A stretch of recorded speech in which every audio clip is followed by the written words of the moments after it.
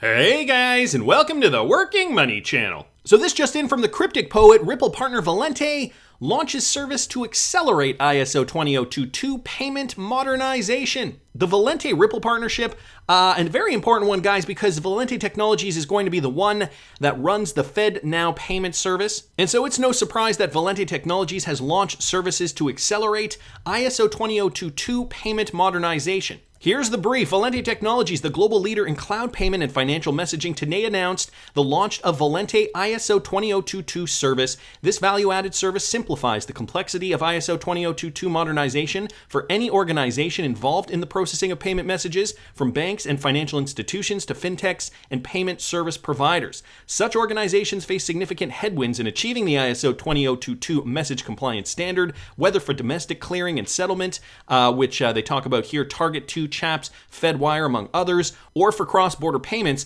like SWIFT and CBPR. Many still rely on legacy systems that cannot be updated to ISO 20022 at all, or require major upgrades to accommodate the new standard and its extended data capabilities. So according to Gareth Lodge, senior analyst at Valente, 87% of global high-value clearings will be on the ISO 20022 standard by the year 2025. So we're looking at a large majority, guys, only in the next 3 years. This poses acute difficulties for larger financial institutions who operate in multiple countries and regions and must balance a constant shifting landscape of market infrastructure deadlines with limited IT resources and budgets. Even without legacy constraints, de novo banks and PSBs also face challenges as they must find ways to differentiate from their established competitors by going beyond compliance to deliver value from ISO 20022. So Valente stepping up, clearly realizing that there is going to be a need for this. Of course, if 87% are going to be on the standard by 2025, it does serve as a benefit for Valente to address this. Of course, the more companies that are ISO 20022 compatible means that they can participate in the new global financial system. And ultimately, I think this is going to benefit the entire world, right? A global flywheel effect. When we talk about the flywheel effect, we're usually talking about it in terms of the XRPL, but ISO 20022, this will be the standard moving forward. Ripple already on that standard, and Valente Technologies already Ripple enabled. So interesting news here from Ripple partner Valente. Wanted to thank the Cryptic Poet for posting that. I also saw this, guys, from T-Hole-Betic XRP, Ripple customer Fable fintech. They are now interacting seamlessly with banks' existing systems and partner systems,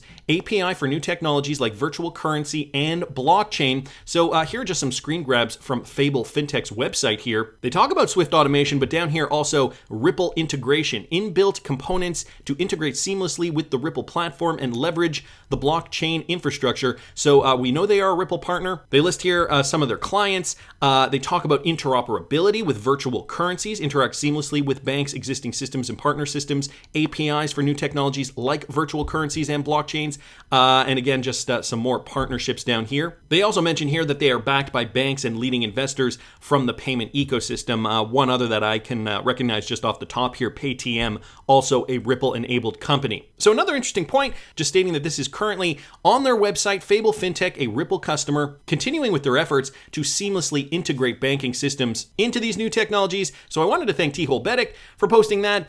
And this, guys, I also saw this, Michael at Val5Links posting this. This has to do with HBC. So they are moving into the sandbox, the Metaverse sandbox, with almost $3 trillion in assets. They are the first global bank to enter the sandbox metaverse. They mentioned this in a statement just today. Some of the points here: the bank will buy a plot of land in the sandbox metaverse, which will help develop to engage with sports, esports, and gaming fans.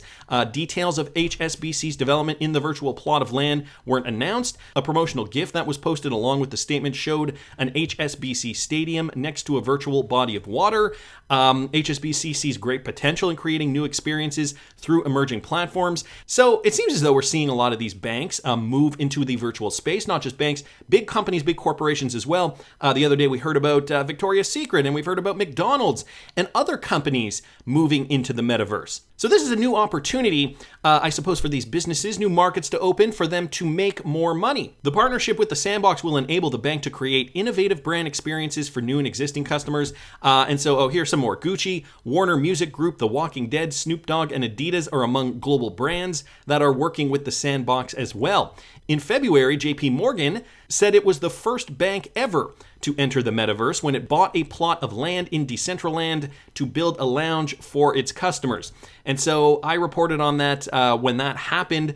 JP Morgan, a bit of a central theme to this video. I'm going to get to some more observations that the XRP community had with regards to JP Morgan and the moves that they are making. The reason I wanted to bring up HBC, though, other than the fact that, the metaverse is ever evolving and, we're going to see more and more of these partnerships as the days, weeks, months go on, is that they also, probably not so coincidentally, just closed 69 more bank branches as the beer flu speeds the shift to online. Now, we're getting this article from The Guardian, and they're blaming this on the beer flu, that people aren't going into bank branches as much anymore. So they shut down another further 69 branches on top of the 82 they did last year, claiming the pandemic has accelerated the shift to digital banking.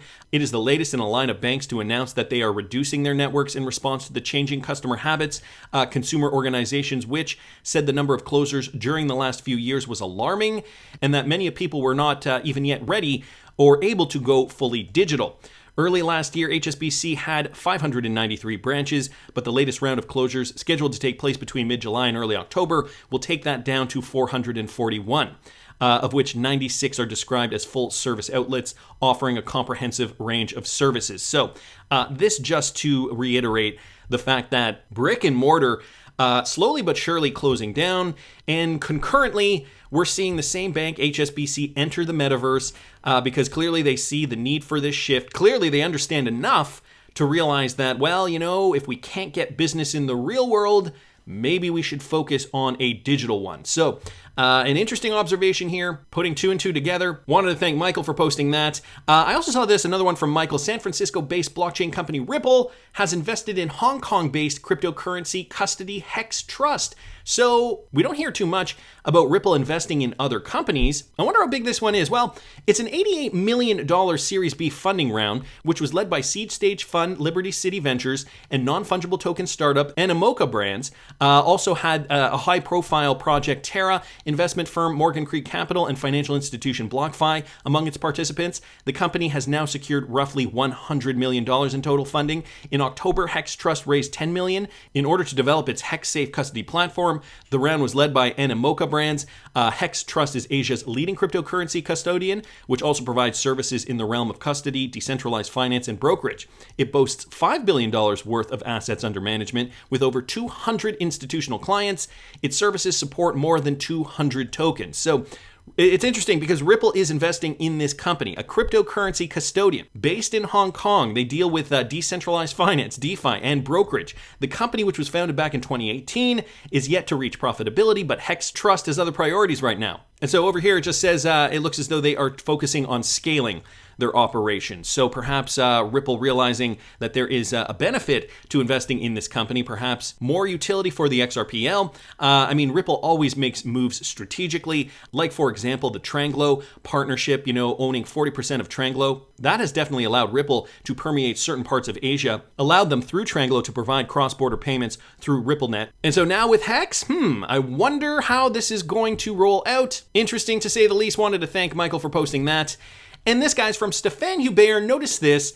Very astute of him, a week before the lawsuit, okay? So he's talking about the Ripple XRP lawsuit on December 16th, 2020. I'm quite sure Ripple knows exactly what is going on. And so this has to do with ex-JP Morgan regulatory exec. They joined Ripple's board, and this was news at that time, but I feel like it kind of got overshadowed by the fact that Ripple got sued a week later. The XRP community, that was all we were talking about after the lawsuit was announced. The fact that, oh my goodness, Ripple is getting sued, the price of XRP plummeted, and we were all hyper-focused on the lawsuit. Yet we kind of lost sight as to what was going on before and why this was important to acknowledge. So ex-JP Morgan regulatory executive did join Ripple's board, and that was Sandy O'Connor. And so, again, back from December 14th, 2020, Ripple adds Sandy O'Connor to the board of directors. And so she was a former JP Morgan executive, not to mention all her other experience that she had in finance, treasury, capital markets, and regulatory affairs. So this in of itself, not new news at all by any stretch, but the fact that it happened a week before the lawsuit, okay, I guess we could chalk that up to a coincidence.